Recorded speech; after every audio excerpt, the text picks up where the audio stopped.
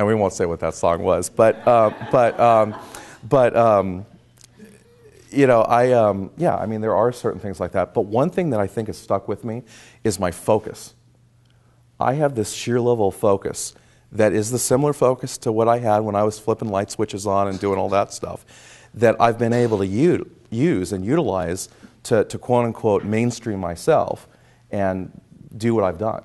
That focus, it's a hyper-focus, I can't explain it, but that's allowed me to really, I've been able to channel that and use that in a very positive way to make progress in my life. Well, and I think he's probably downplaying this, but he's also a very successful business person, and I imagine focus was something that you employed in order to do everything you did.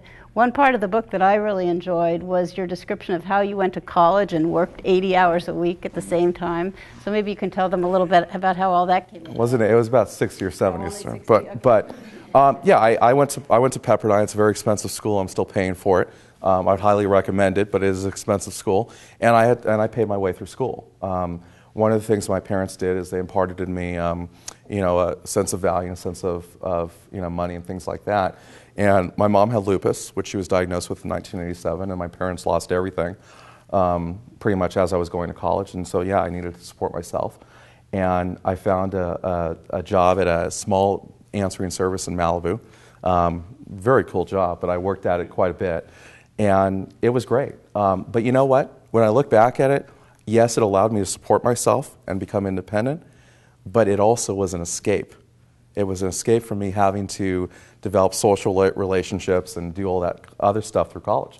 Because it was very, even though by that point I had friends, you know, dear friends from high school that I'm still connected with and so forth, whenever I was put in a new environment, it was like starting all over, because I never had that experience really of going into new environments when I was younger and being able to be successful at it. So, you know, I didn't make friends in college. I've reconnected with people since, but I had no friends in college. I mean, no friends that I met in college, because I was working all the time, and I needed to, but I also think it was a convenient escape. So you sort of missed the college experience because you weren't there. Mm-hmm. That's interesting. So I'm going to go into this a little bit more. You highlight an interesting concept in your book, using focus to the exclusion of all else. You write, I push myself to work harder and harder and use my focus disability, possibly the only thing I was more advanced at than my peers, to do the best I could with what tools I had. I taught myself to learn. Well, what can you tell parents about how they might cultivate this skill in their own children, or is it something that's purely internal and can't be cultivated? Well, one thing I've noticed about myself when I was little, as well as our son, is that we're both very focused. And a lot of autistic kids are. They're very focused on certain things they're focused on what they want to be focused on. In our son's case, he's very focused on his trains. Loves Thomas and can play with that, can play with Thomas and his trains for hours at a time. So I think it's for me, it was getting to a place where there were things that I wanted. And some of that had to do with my mom and my dad in terms of, hey, this is you know, what you should want in your life, and me adapting to that. And I had some really good role models as parents and with my therapist as well. But I was able to find things in my life that were just as important as those light switches or those trains. In elementary school, it was being smart like the other kids. It was making friends like the other kids. It was being accepted more than making friends, really. So those are the things that I focused on, and I went into a brick wall quite a bit, focusing on those things. But I also had parents that were very supportive. They were very supportive of me, and they loved me, and they had high expectations, and they encouraged me, and that's really important. In our schools, I see it with our son. There are very low expectations, not because these people, teachers and therapists, don't care. The expectations are just low. When you work with so many kids and you see certain levels or certain issues that come up, it sometimes is very difficult for you in that position to think that there can be more, because you're constantly seeing kids that are 5 or 6 years old, and that's all you're seeing. You're not necessarily seeing these kids when they're 10 or 11 or adults. So as a parent, you've got to set the bar. You've got to set the expectations. You're the ones who are going to set the expectations for your kids. And, you know, everyone has their own abilities, but don't let anyone tell you that it has to be a certain way, because I just don't think it does. No, but there's a lot of blood, sweat, and tears, and it takes a long time to recover from this. Is that not something that maybe people don't realize? This hasn't been a quick fix for you, has it? It's been a 36-year journey. And no, it's not a quick fix, and not everyone's going to, quote unquote, recover the same way. But everyone can learn. Our son doesn't really communicate that much. You know, he doesn't have conversations or anything like that. But he's a lot smarter than I was at 5. He understands things that I didn't understand. And he'll academically be a lot more prepared than I was when he went into first grade. But he's a different person. Mm-hmm. I think that what is important is to look at your child and really reach for the stars with your child, whatever that is, and help your child be successful. And I think establishing communication with your child is very important. This is something that we're still working at with our child. It's very difficult to communicate with him. One thing that he's been starting to bond, though, lately, and one of those ways that he's been starting to bond is he likes to be tickled all the time. And so we tickle him all the time, because that's a way that we can communicate with him and bond with him. And he comes to us and wants that. And you know what? A year or two ago, he wasn't coming to us for anything. So I'll take it. Yeah. So a lot of the students that I deal with and our son had kind of social withdrawal, where he'd become flooded in certain situations. He wouldn't self-regulate very well. He'd get very anxious. Did you not have any of that? I had it in my own ways. I think that the way I would, quote unquote, soothe myself and deal with difficult situations, especially in elementary schools, I would tease or I would smile.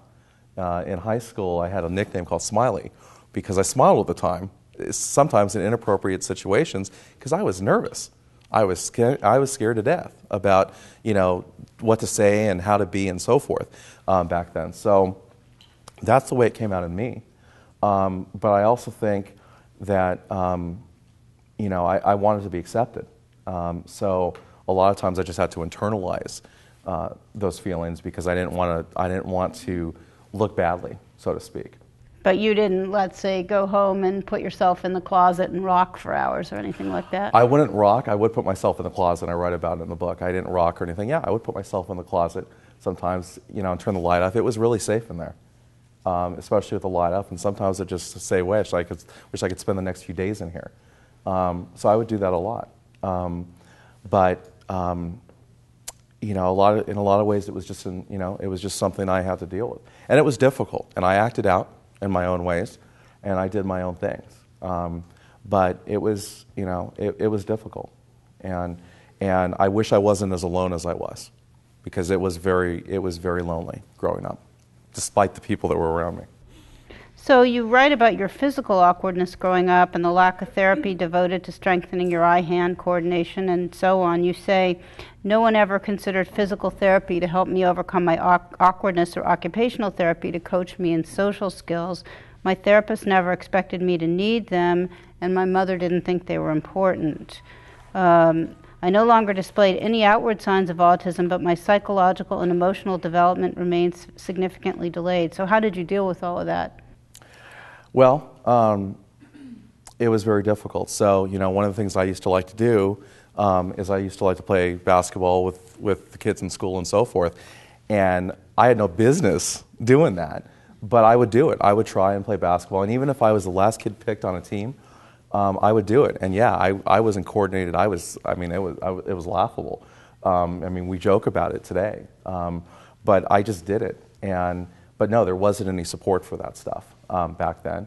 And, I was considered awkward or a wimp or whatever. That's the way it was. But I just kept trying because I wanted so badly in my heart to be accepted. So I wouldn't be knocked down. I just kept going at it, despite the abuse, despite the names, whatever it was. But I just kept going at it. And generally speaking, I had a pretty positive attitude about it.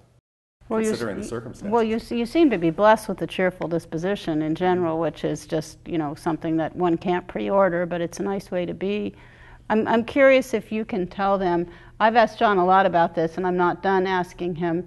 I want to know what you did between, say, 25 and 36 to become more integrated as a person and how you worked on your social skills. Can you tell them specific things that you did? Well, I think one of the themes in my life was that I just jumped into things. Stuff that I probably had no business jumping into.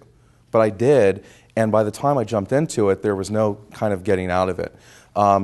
Case in point was when I was 18, I was working, I was working, and I wanted to sell for the company I was working for. And I went to my boss and said, hey, I want to go out and start selling. I want to do a presentation at this company and that company. And, I was 18 years old going into an office full of people and doing a presentation. I think the fact that I looked like I was 12 at the time and that I looked like someone's nephew, I think helped. But when I look back at it, yeah, I had no business doing that. I mean, I wasn't looking at people. I was shy. I was stuttering. I was doing all these other things. But I did it. And I just put myself in it. And that's what I kept doing in my life. And I think one of the things that really did help me between 25 and 36 is the fact that I've been in business. Being in business and being committed to business and being so excited about it really helped me. Because when I was in business, I was able to develop a lot of skills in terms of socializing with people and connecting with people and so forth. But a lot of what I did, a lot of what I learned came from modeling. So looking at other people. What did they do? What did my boss do when he went and did a presentation? What did he say? How did he look at them? How did he shake their hands? Whatever it was. So really modeling. And that's really how I taught myself how to be friends and communicate and so forth. I didn't understand what I was doing per se. I mean, I didn't have the feeling behind it, but I understood what to do. And that's what I did between 25 and 36, and that I was really good at from a superficial standpoint, connecting with people and talking to people and so forth, but I wasn't necessarily connecting deep down inside. And if it wasn't for really a lot of the work I'd done in the last 5 years, I still probably wouldn't be really connected to people or really be able to have close relationships with people. I was able to have close relationships with people in that I was good at modeling and making it seem, I wasn't trying to manipulate or anything, but I was good at going through the motions. But learning actually how to communicate and wanting to have that, or connect, and wanting to have that bond was something entirely different. And I think once I was able to do that, really learn how to have that connection and want to have that connection, that was a huge step for me. Well, it's interesting when we teach children in therapy, we have to teach them the rote skill first, and then they learn how to generalize it. So maybe that was your progression. You had to teach yourself how to sort of walk the walk, and then it became real for you. It was, but one thing that I want to say about that is that even though I got so good at that I was able to have friendships and girlfriends and all that, and really be able to go through the motions and really feel that it was normal. Really feel that that's what connection was all about, because I was able to have really good superficial relationships with people. But I was still lonely inside. I was still just as lonely as I was even when I wasn't able to do that kind of stuff. It wasn't until I was able to really work on my connections with people and really get to grips with that I actually really stopped feeling lonely. So it's interesting how that kind of works. You can teach someone how to go through the motions and how to be, and that made me a successful person, quote unquote, but it didn't necessarily make me a successful person in a relationship or a friendship.